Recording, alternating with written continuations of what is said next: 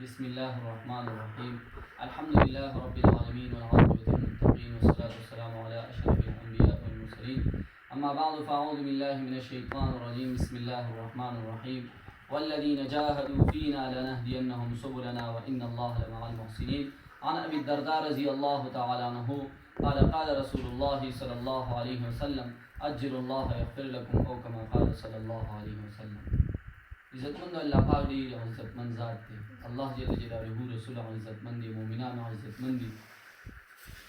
د ټول کائنات بادشاہ صرف یو الله دی. الله داسې پاک دی چې د ناستې نه پاک دی، د ولاړې نه پاک دی، د خوراک نه پاک دی، د څښاک نه پاک دی، د بیبي نه پاک دی، د بچو نه پاک دی. هیڅ چاته محتاج نه دی. زمونږ نه شاته چې څه دي مونږ ته نه ښکاري، او الله پاک داسې ښکاري. کو په ځمکو کې دنده دي، کو په هواګانو کې دي، کو په اسمانونو کې دي، کو په سمندرونو کې دي. یو اسمان ته بل اسمان نشي پټولی، یو ځمکه ته بل ځمکه نشي پټولی، یو غر ته بل غر نشي پناه کولی. یو څیز د الله پاک نه فنا نشته. لطیف خبیر، داسې ذات دی باریک بین دی، هر یو څیز ویني. او مونږ او تاسو علم دا ناقص دی، زمونږ او تاسو اورېدل ناقص دي، او کتل او ناقص دي، سوچون هم ناقص دی، علم هم ناقص دی. زمون هر یو کار ناقص دی. یو الله داسې ذات دی چې دا هر خطا نه پاک دی، هیره پې نه راځي، نسیان پې نه راځي، د چا نه پیدا نه دی، څوک ته پیدا نه دي، څوک یې د ټکرې او د مقابلې نشته. الله جل جلاله یو ډېر مبارکه هستي مونږ ته رالیږلې چې محمد رسول الله صلی الله علیه وسلم. هغه ته یو ډېر لوی کار ورکړی چې هغه د دعوت او د تبلیغ کار دی، ډېر مبارک کار دی. ذکر رسول اللہ مبارک کی صفت الداعین، اللہ کی طرف بلانے والا. اللہ فرمائی واللہ یعصمک من الناس. اور سوک چی دعوت و تبلیغ محنت کئی، تبلیغ کار کئی، نو اللہ فرمائی زبی دا خلق مساکا.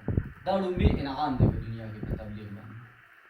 اور دا صحابو زندگی دا دو شیزون دا جوڑا شروع، یو دا مسجد نا اور یو دا دعوت دا کار. شغیبہ ہر زی کی با اللہ پاک خبری حقیق ہو لے، اللہ پاک طرف تبی خلق کر. اور تبلیغ کا د ټولو نبیانو کار دی، د ټولو نبیانو نور دی پکې، د ټولو صحابو کار دی، د ټولو صحابو نور دی پکې. په تبلیغ سره د خلکو زندګۍ بدلې شو. تبلیغ یو ډېر مبارک کار دی او دا د ټولو نبیانو کار دی. نبیان لوگوں کے پاس چل کر جاتے تھے.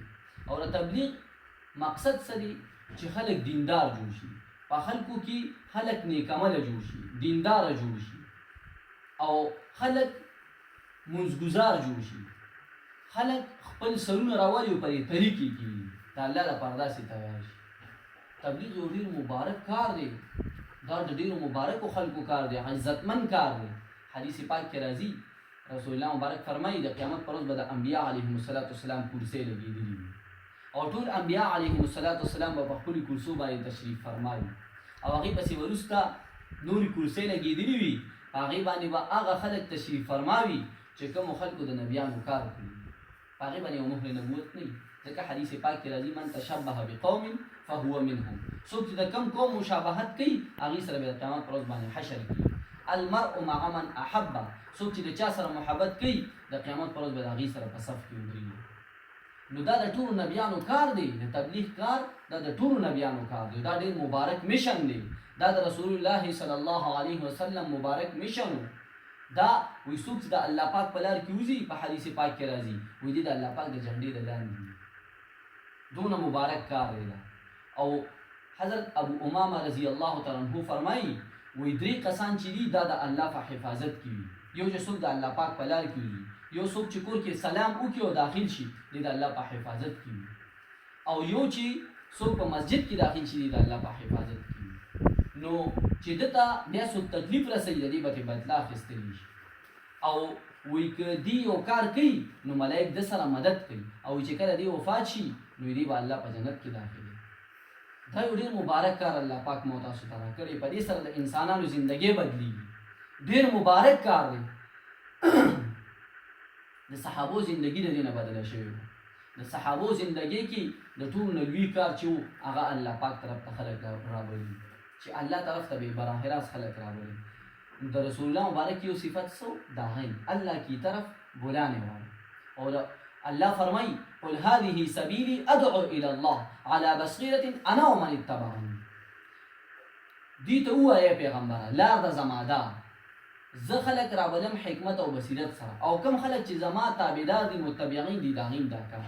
بل ځای کې الله فرمایي ومن احسن قولا ممن دعا الى الله وعمل صالحا وقال انني من المسلمین. دا بچا نه د چا خبره ښه کېدېږي څوک چې الله طرف ته خلک راغلي او دی وایي چې زه د عام مسلمانانو یم، تکبر نه کوي، لوی نه کوي چې زه یو شي یم، نه زه نه، الله جل جلاله ډېر لوی. ځکه د قیامت پر ورځ به الله جل جلاله وایي این المتکبرون، څه شو متکبره خلک؟ بیا وایي ان الملک، زه بادشاه یم، بادشاهي زما دپاره ده، مې بادشاه هو لله الواحد القهار. د دې ورځې بادشاهي چې صرف دی والله. نو د تبلیغ کار چې دی دا یو ډېر مبارک کار دی، دا د مبارکو خلکو کار دی. تبلیغ کار چې دی دا هر مسلمان ذمواري ده. مقداد ابن اسود رضی الله تعالی عنه فرمایي وی رسول الله مبارک فرمایي چې چا لا اله الا الله ووي نو دی د الله جل جلاله په حدودو کې داخل دي. حدیث پاک مفهوم داسې دی چې مقداد ابن اسود رضی الله تعالی عنه فرمایي چا چې دا کلمه ووي لا اله الا الله محمد رسول الله، نو دا الله نبی فرمایي چې چا دا کلمه قبول کړه نو دی به الله جل جلاله عزتمن کړي، او چا چې دا اونه منله نو دا نور خلک چې چا اونه منله دی به د مسلمانانو ما تحت الله پاک جوړ کړي. او د دې کلمې اسم الله پاک اراده فرمایلې ده چې دا به زه خر پوخ او کچا کور ته رسوم، هرې خیمې ته به رسوم، خو چې چا ومنله به کامیاب شي، او چې چاته انکار وکړو ویې نه منله او به د مسلمانانو ما تحت الله پاک جوړ کړي. نو لا اله الا الله محمد رسول الله دا جزء دي، دا دوانه خلکو ته رسول دا په هر مسلمان باندې واجب دي او فرض دي چې دا به هر مسلمان د خپلې زندګۍ مقصد د تبلیغ جوړوي. دا د هر مسلمان ذمہ داری ده او دا به هر مسلمان کوي، او چې نه کوي عمر رضی الله تعالی عنہ فرمایي وایي دی د خیر امت کې داخل نه، ځکه الله فرمایي کنتم خیر امة اخرجت للناس تأمرون بالمعروف وتنهون عن المنکر. تاسو بهترین امت او تاسو خلکو ته د نفع رسانۍ دپاره لیږلي شوي، تاسو به خلکو ته نفع رسوئ او د ګناهونو نه به خلک منع کوئ او په یو الله باندې به ایمان ساتئ. او الله فرمایي په تاسو کې یو داسې جماعت پکار دی چې خلک ښو طرف ته راولي او د بدو نه خلک منع کوي.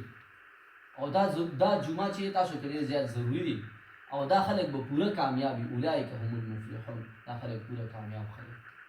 نو الله پاک ډېر لوی مبارک کار راکړی دی، یقین په الله وکړئ که د دې نه لوی کار وی نو الله جل جلاله به بالخصوص محمد رسول الله ته ورکړی صلی الله علیه وسلم. د هر نبي کلمه چې وایه لا اله الا الله، لا اله الا الله ابراهیم خلیل الله، لا اله الا الله آدم صفی الله، لا اله الا الله عیسی روح الله، لا اله الا الله محمد رسول الله صلی الله علیه وسلم. دی به محمد رسول الله باندې ختم کړی دی. اوس بل نبی دنیا ته راځي نه، دا کار زموږ ستاسو ذمہ داري ده، دا به موږ تاسو ټولو مسلمانانو ته رسوو، او دا هر مسلمان ذمہ داری ده او ذمہ داری سمجھ کر کریں گے نو الله جل جلاله زموږ ستاسو دنیا جوړوي او آخرت په الله جل جلاله زموږ ستاسو جوړوي. الله جل جلاله موږ تاسو ته صحیح طریقې سره د تبلیغ د کولو توفیق را نصیب کړي، ځکه پوهیږو په نه نو چې پوهیږو په نه پرېښودی هم نه شو، پوهیږو کولی هم نه شو او پرېښودی هم نه شو. ځکه د مولانا الیاس رحمت الله علیه په زمانه کې یو کس 3 ورځې ولګولې، نو الیاس رحمت الله علیه ورته عرض وکړو چې جي ویې فرمایل تاسو څه زده کړي؟ ما ډېر څه زده کړي، دا مې زده کړه که تاسو یې کوئ او که نه خو زه بې کوم. نو دا ډېر مبارک کار دی. نو الله جل جلاله دا ذمہ داري چې ده دا موږ تاسو ته الله پاک حواله کړې ده او د الله پاک د دې لپاره دعا کوو، ځکه دعا او دعوت سره به ایمان جوړېږي، مال او ملک سره به ایمان نه جوړېږي، ایمان او عمل سره به ژوند جوړېږي. نو دا ایماني د زده کړې ځای دی، د ایمان د زده کړې یو میدان دی د تبلیغ، په دې کې انسان ایمان زده کړي، ځکه حدیث کې راځي الیقین الایمان کله، پوره ایمان چې دا پوره یقین دی. الله جل جلاله موږ تاسو ته صحیح طریقې سره د ایمان د زده کړې او بل ته د رسولو توفیق راکړي. آخر دعوانا